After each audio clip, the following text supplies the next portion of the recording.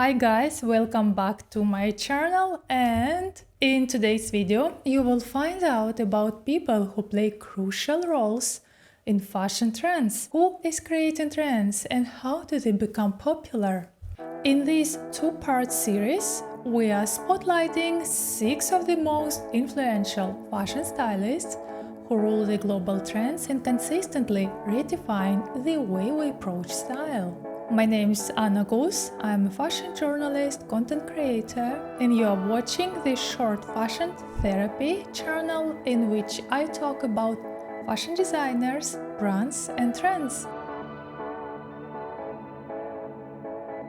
When it comes to setting global fashion trends, there is a select group of stylists who hold the reins. Of course, it is not only stylists who play a crucial role in fashion trends, also involved are fashion designers, street style influencers, economic and ecological aspects, social media, and so on. But most fashion aesthetics or pieces do become super trendy because of stylist ideas, and this then sets the direction for other trendsetters.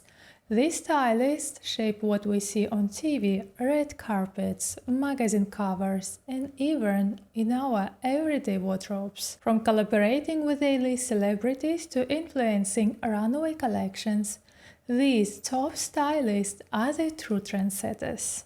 And the first stylist who has changed a fashion brand's identity and established that wearing panties outside the house is acceptable in all seasons is Lotta Volkova, Miu Miu's current stylist, ex-stylist of Balenciaga and Vetements, and a global trendsetter. Lotta Volkova was born in February 1984 in Vladivostok, Russia.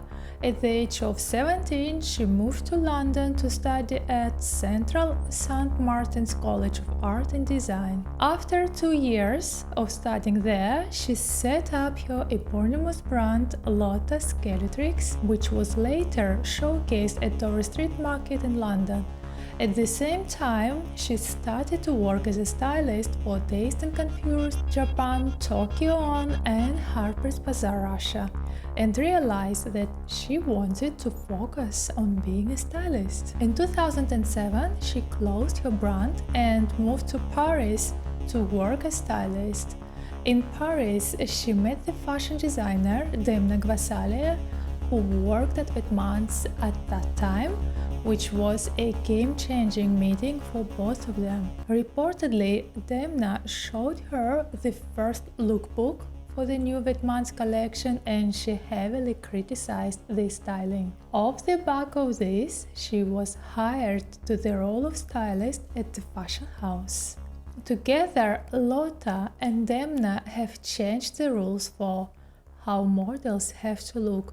They brought in boys and girls who looked like rebel teenagers, punks, and 90s vandals, people who didn't fit the traditional beauty standards. All these features helped him to create a unique identity for the brand. When Demna started to work at Balenciaga, he took her with him, and the ugly fashion style that Balenciaga is famous for is also a product of Lotta's ideas. In 2020, she started working for Miu Miu. This is Miu Miu's pre-Lotta look, and this distinctive style is what it looks like now. She brought new life to the brand and introduced to the world new fashion trends that until then had been impossible to imagine. Messy chic bags with Hello Kitty keychains, micro skirts and micro shorts, offers, and simple white t-shirt with Miu Miu labels for enormous prices, which has made Miu Miu the hottest brand globally in the third quarter of 2024, reaffirming its cultural and market relevance. That's Lotta Volkova.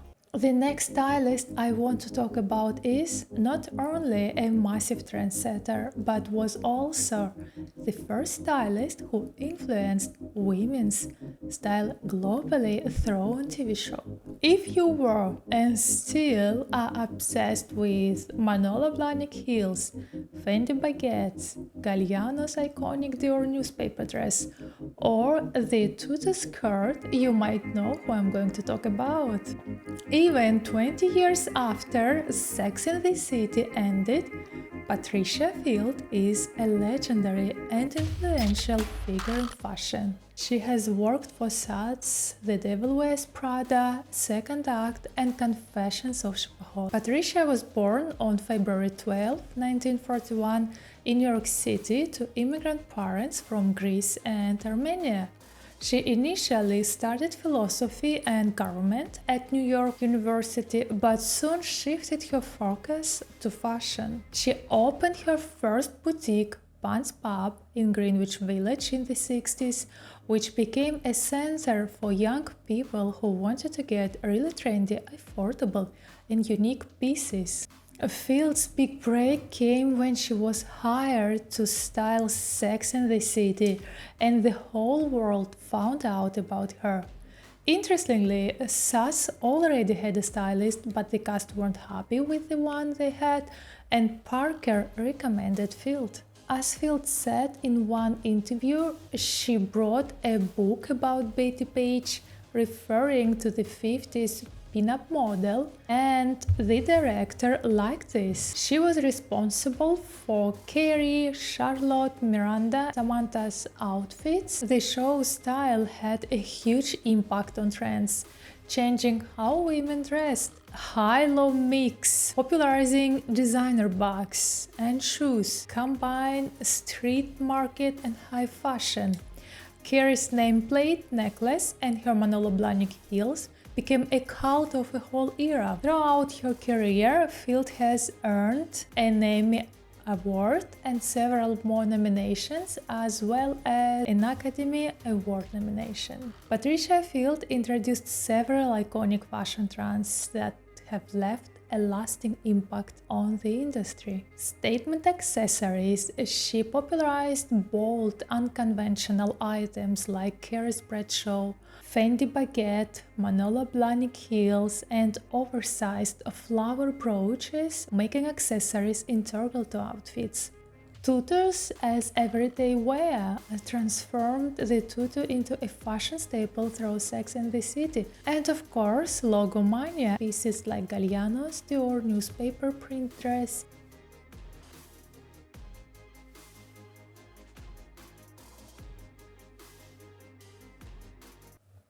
Katie Grant is famous for magazine cover stylings, and she was also reclaimed by the Daily Telegraph as one of the most powerful stylists in the world. Katie Grant is a British stylist, editor, and creative director known for her big influence on the fashion industry. She was born in April 1971 in Leeds, England, and based on her interviews, she was into fashion from an early age.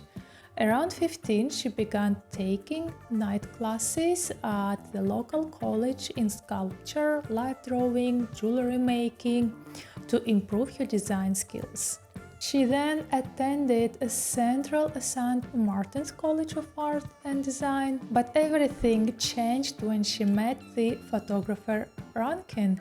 She dropped out of CSM and plunged herself into real fashion work. He asked her to come and help on a magazine he was doing called Eat Me and then on Dazed and Confused, and Rankin gave her total freedom in styling and curating the covers, which shaped her vision and signature style.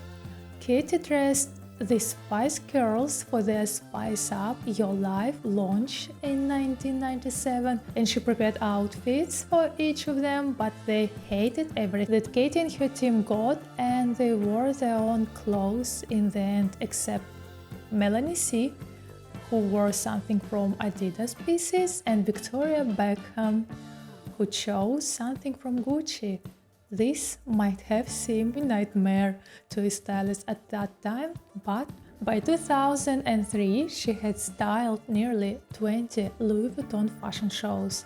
She had worked with the most popular luxury brands including Prada, Bottega Veneta, Armani, Jimmy Choo, Sonia Rykiel and Dolce & Gabbana. In 2007, Mulberry tried to hire Katie Grant as creative director, but she declined the offer, referring to the fact that she was not good at design. For her, being a stylist was a much better job, and it's obvious. Her greatest collaborator has been Marc Jacobs, with whom she worked closely from 1997 to 2014 to create many of his most memorable shows with Louis Vuitton. We started working at Louis Vuitton. Katie was friendly. We had a team of people. Katie was friendly with Peter. She knew Peter, and I knew Katie from other things. We were all working together, and we've stayed working together, and it's been a really great time. I mean, every season, at the end of the season, or just before the night of the show, I write Katie a thank you note, which I give her with the bag. Yeah. I have all of them. And she gets a very special note, very different from everybody else's.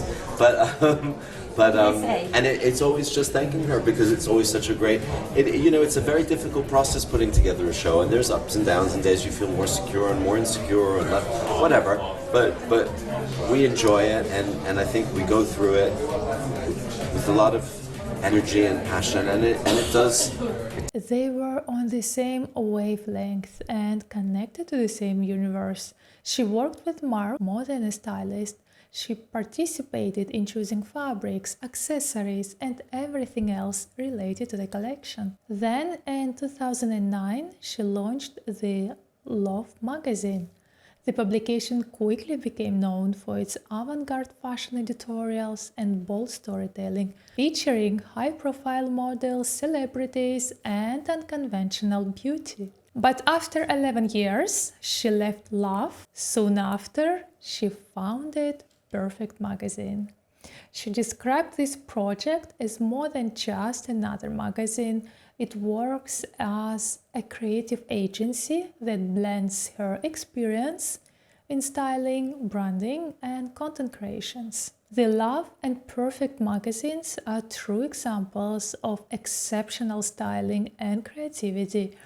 In 2022, Katie Grant won the Isabella Blow Award for Fashion Creator. It is a prestigious award presented annually at the Fashion Awards by the British Fashion Council. Honors individuals who have made significant and transformative contributions to the fashion industry, and Katie Grant is a true legend. Lotta Volkova, Patricia and Katie Grant are undoubtedly some of today's most relevant stylists, and they will definitely continue to shape the fashion industry for years to come. In part 2 of this video, we will look at an Asian and 2 American high-paid celebrity stylists who have also had a huge impact on our style. Remember to like and subscribe so you don't miss the next video. Thank you for watching. See you soon. Bye.